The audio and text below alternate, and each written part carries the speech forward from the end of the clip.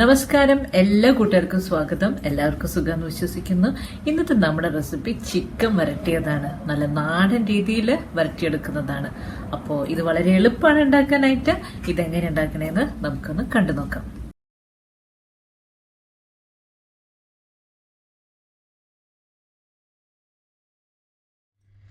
ഇപ്പോൾ 1 kilo 300 gram വെയിറ്റുള്ള ചിക്കൻ്റെ pieces ആണിത്. ഇതിലേക്ക് നമുക്ക് കുറച്ച് മസാല പുരട്ടി വയ്ക്കണം. അപ്പോൾ അതിനായിട്ട് ഞാനൊരു 1/4 ടീസ്പൂൺ മഞ്ഞൾപ്പൊടി ഇട്ട് കൊടുക്കുന്നുണ്ട്. 2 ടീസ്പൂൺ കാശ്മീരി ചില്ലി, 1/2 സ്പൂൺ കുരുമുളക് പൊടി, 1 ടീസ്പൂൺ മല്ലിപ്പൊടി, 1/4 ടീസ്പൂൺ ഗരം മസാല, പൊടിച്ച ഗരം മസാലയാണ്. അധികം വേണ്ട കേട്ടോ, കുറച്ച് ചേർത്താൽ മതി. പിന്നെ ആവശ്യത്തിനുള്ള ഉപ്പ്, ഒരു അരമുറി ലെമണിൻ്റെ നീരിലേക്ക് ഒഴിച്ചു കൊടുക്കുന്നുണ്ട്.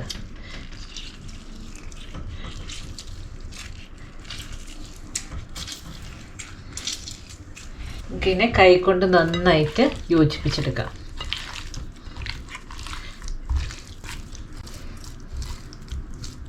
ഇപ്പം ചിക്കനിൽ നന്നായിട്ട് മസാലയൊക്കെ പുരട്ടി വെച്ചിട്ടുണ്ട്. നമുക്കിതിനെ ഒരു അരമണിക്കൂർ റെസ്റ്റ് ചെയ്യാൻ വെക്കാം.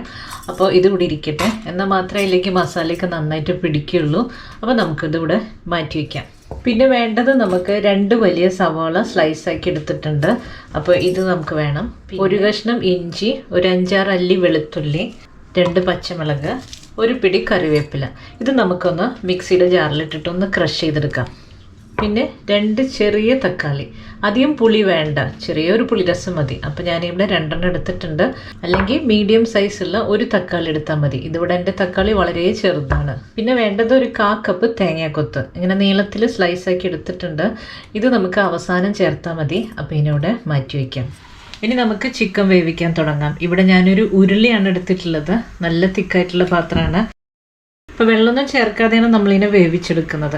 അപ്പോൾ നമ്മുടെ ഉരുളി ഇവിടെ ചൂടായിട്ടുണ്ട്. അപ്പോൾ അതിലേക്ക് കുറച്ച് വെളിച്ചെണ്ണ ഒഴിച്ചു കൊടുത്തു. വെളിച്ചെണ്ണ നന്നായി ചൂടായിട്ടുണ്ട്. അപ്പോൾ നമ്മൾ അരിഞ്ഞു മാറ്റി വെച്ചിരിക്കുന്ന സവാള ചേർത്ത് കൊടുക്കുകയാണ്.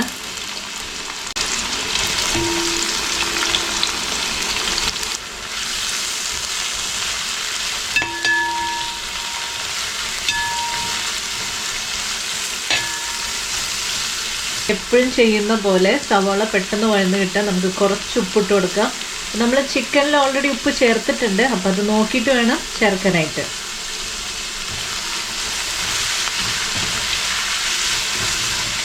ഇപ്പോൾ സവാള സോഫ്റ്റ് ആയിട്ടുണ്ട്. അപ്പോൾ ഇതിലേക്ക് നമ്മൾ ക്രഷ് ചെയ്ത് വെച്ചിട്ടുള്ള ഇഞ്ചി, പച്ചമുളക്, കറിവേപ്പില, വെളുത്തുള്ളിയുടെ ഒക്കെ കൂട്ടിയിട്ട് കൊടുക്കുകയാണ്. അപ്പോൾ ഇതിനെ നമുക്ക് നന്നായിട്ട് മൂപ്പിച്ചെടുക്കാം.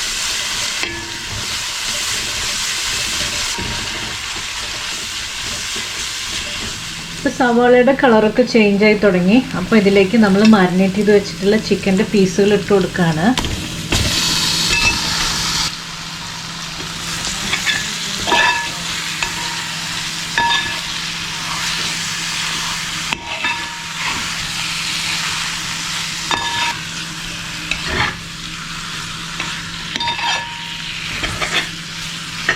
ചിക്കൻ ചേർത്തിട്ട് നമുക്കിതിനെ നന്നായിട്ട് ഇളക്കി എടുക്കണം. ചിക്കൻ്റെ ടെക്സ്ചർ മാറുന്നവരെ നമുക്കിതിനെ ഇളക്കി ഇങ്ങനെ യോജിപ്പിച്ചെടുക്കാം.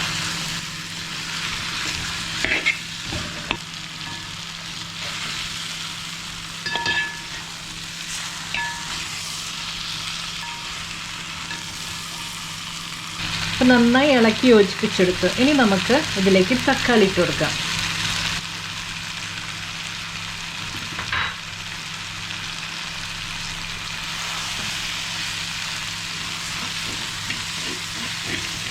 ഇത് വേവുമ്പോഴേ തക്കാളി കുടഞ്ഞു പോയിക്കോളും.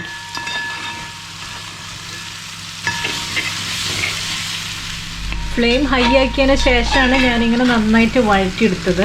ഇനി നമുക്ക് ഫ്ലെയിം ലോ ആക്കാം. അതിന് ശേഷം നമുക്കിതിനൊന്ന് മൂടിയിടാം. മൂടിയിട്ടിട്ട് ലോ ഫ്ലെയിമിലൊന്ന് വേവിച്ചെടുക്കാം. കുറച്ച് കഴിയുമ്പോൾ ഈ ചിക്കനിൽ നിന്ന് നന്നായിട്ട് വെള്ളം ഇങ്ങനെ ഇറങ്ങി വരും. അപ്പോൾ ഇത് ഇനി മൂടിയിടാം. കുറച്ച് കഴിഞ്ഞിട്ട് തുറന്നു നോക്കാം. ലോ ഫ്ലെയിമിലിട്ടിട്ട് കുറച്ച് സമയം നമുക്കിതൊന്ന് തുറന്നു നോക്കാം. ഇതിൽ വെള്ളമൊക്കെ ഇറങ്ങിയിട്ടുണ്ടോ നോക്കാം. ആഹാ, ചിക്കനിൽ നിന്ന് തന്നെ ഇറങ്ങി വരുന്ന വെള്ളമാണിത്. നമ്മൾ വേറെ വെള്ളമൊന്നും ചേർത്തിട്ടില്ല.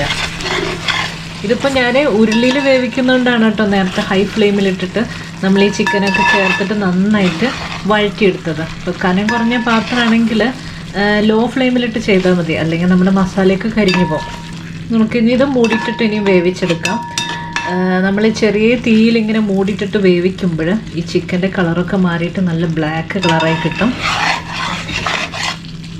ഇനി നമുക്ക് ലാസ്റ്റ് ഒരു സൂത്രപ്പണിയും കൂടി ഉണ്ട്, അപ്പോൾ അതുവരെ നമുക്ക് വെയിറ്റ് ചെയ്യാം.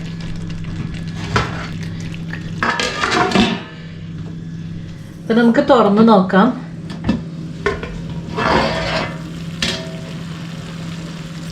നമ്മുടെ ചിക്കൻ നല്ല ബ്ലാക്ക് കളറിൽ കിട്ടിയിട്ടുണ്ട്, നന്നായി വരട്ടിയെടുത്തിട്ടുണ്ട്. അപ്പോൾ ചിക്കനൊക്കെ ഇവിടെ വെന്തിട്ടുമുണ്ട്. നമുക്കിനി എന്താ ചെയ്യേണ്ടതെന്ന് വെച്ച് കഴിഞ്ഞാൽ, ഞാൻ പറഞ്ഞില്ലേ നേരത്തെ ഒരു സൂത്രപ്പണി ഉണ്ടെന്ന്, അതിപ്പോൾ ചെയ്യാം. ഇപ്പോഴും നമ്മൾ ലോ ഫ്ലെയിമിൽ ചിക്കൻ അവിടെ വെച്ചിട്ടുണ്ട്. ഇപ്പുറത്തൊരു പാനിൽ ഞാൻ കുറച്ച് വെളിച്ചെണ്ണ ഒഴിക്കുന്നുണ്ട്. ഒരു 3-4 വറ്റൽമുളക് ഇട്ട് കൊടുക്കുകയാണ്. പിന്നെ ഒരു 5-6 ചെറിയുള്ളി ചെറുതായി അരിഞ്ഞത്, പിന്നെ നേരത്തെ നമ്മൾ മാറ്റി വെച്ചിരിക്കുന്ന തേങ്ങാക്കൊത്തില്ലേ അതിട്ട് കൊടുക്കുകയാണ്.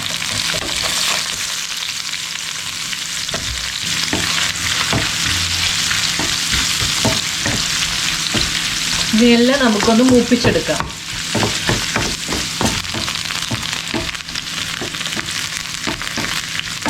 നമ്മുടെ ഉള്ളിയൊക്കെ നന്നായി മൂത്തിട്ടുണ്ട്, തേങ്ങക്കൊത്തും അത്യാവശ്യം മൂത്തിട്ടുണ്ട്. അപ്പം അതിലേക്ക് കുറച്ച് കറിവേപ്പില ഇട്ട് കൊടുക്കുകയാണ്.